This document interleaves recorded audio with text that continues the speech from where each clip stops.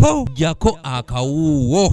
Kitegeeza municipality bali mu mutwalo plus. Abagoba ba bodaboda mu disitulikiti Emukono okutuuka okwevaamu okukirayo mbeera gya Saka okusaba ab'ebyokwerinda okubakkiriza batandike okwekolera kwabo ababeerimbikamu babadde mu nsisinkano.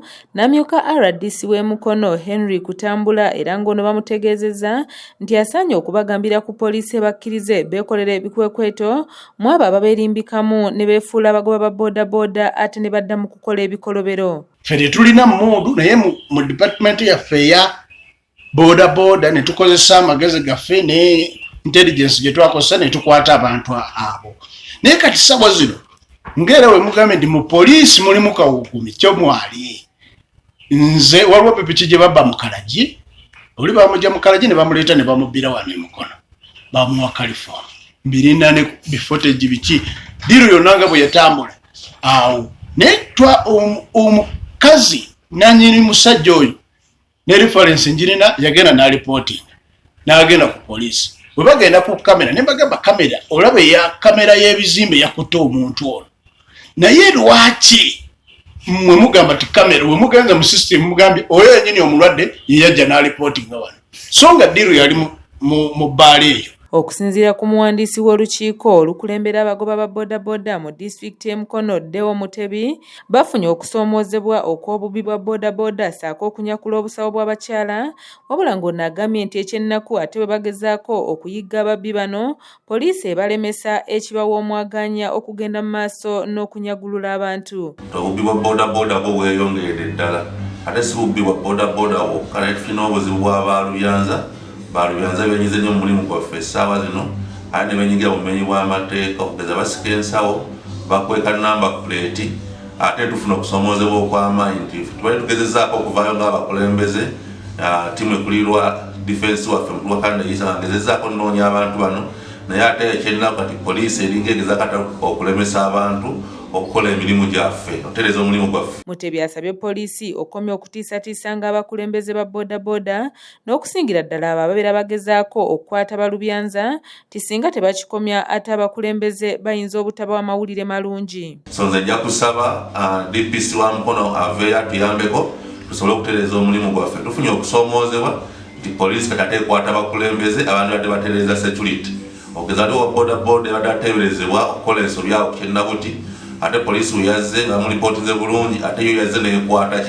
neekwatamu omukulembeze wa stage mukulu Kakumba. So nja kusaba poliisi erekerawo okutiisatiisa abakulembeze neetiisatiisa abakulembeze bajja sigala nga bakweka information. Mutebi alaze ebifo eby'obulabe ebyetaaga okwegendereza mu kibuga kino eky'Emukono ng'eno gye basinga okunyagira obusawo bw'abakyala ssaako n'okubba pikipiki ku bagoba ba bodaboda. Wano mu Mukono waliwo ebifo byetuzudde biyite black spot awasinza okubeera oba ebisinza okweyambisibwa mu kubba bodaboda.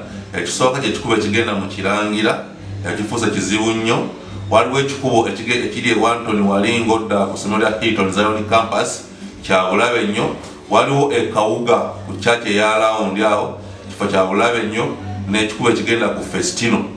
Then ate abasika ensawo aba bodaboda batandise okubba abasaabaze bo babeera mu bifo nga ekikubo kya Mulyanti ekyokusaza.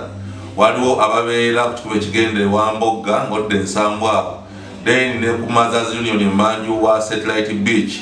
So tusaba ab'ebyokwerinda batuyambeko tudeployinga abantu mu bitundu ebisobole okugyamu abantu abo. Abakulembeze ba bodaboda bano basabye RDC okwogera ne poliisi bakkirizibwe bakole omulimu gwabwe ng'abakulembeze okulaba nga bamalawo obubbi mu bagoba ba bodaboda. In fact ababoda nakomyeko bakome olunaku olwajjo babadde baagala bekalakase olw'engeri poliisi gyekolamu emirimu gyayo okukwata abakulembeze naye tugezaako okwogera nabo ne tubacontaininga ne tubasaba tujja kwengeginga abakulu nga RDC twogereko naye twogereko ne DPC embeera esobole okuvaawo.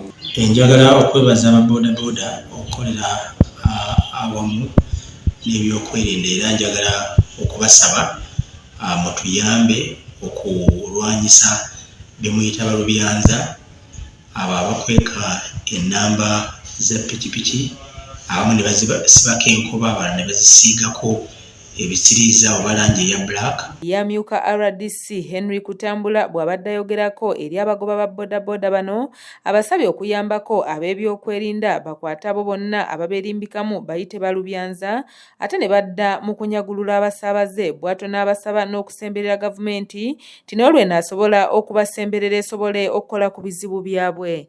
Then mulimu n'abo abasuula abantu baffe abasaabaze ku ttaka ate ne badduka buddusi mu kifo ky'okubayamba kw'ossa n'abo abanyakula obusawo bw'abakyala kubanga bayitirivu nnyo mwe muli n'abo abajja nga balina bodaboda nga 2-3 ne bateega abantu baffe ne babakuba ne babanyaga. So abantu abo ndowooza okubamalawo tulina kukolagana nammwe aba bodaboda era mbasaba n'okubawa amaanyi mutuyambe nga bwe kisoboka. Doreen Nambiru yakusakidde eggulire erin'okulwa ABS Television. Ekintu kinene kubanga amafuta twegajjako ku musolo okuyamba okutambula.